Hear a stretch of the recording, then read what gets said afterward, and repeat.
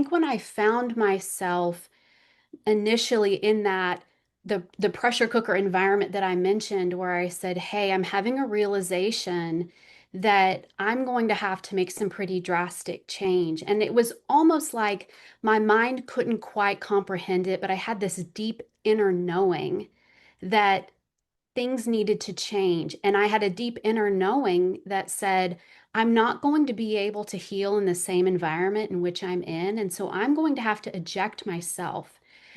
I'm going to have to sell my home. I'm going to have to move out of this city.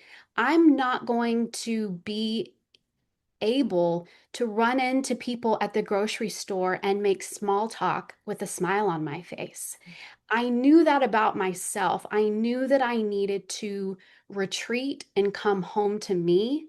And I knew that that was going to be a process, one in which I needed to protect myself, to allow myself to have a lot of alone time, which can be scary for some people to do, and also surround myself with people that I know that really love me, no matter what I believe, even if it's different from them, even if they knew me before as Sarah the Christian, right?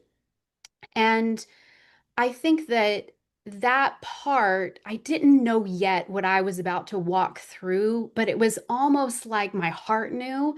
And so I needed to go through it and have that alone time. I'll tell you, one of the practices that I did throughout was journaling, a tremendous amount of journaling to really be able to pour out what I was feeling and thinking and the things that were coming up.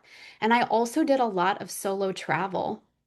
And the international solo travel was um, a huge part, I would say, of my process because I got to see people in all different walks of life and talk to so many different people about their beliefs, about their life, about things that they love. And it brought me so much joy, how big our world is, how beautiful our world is.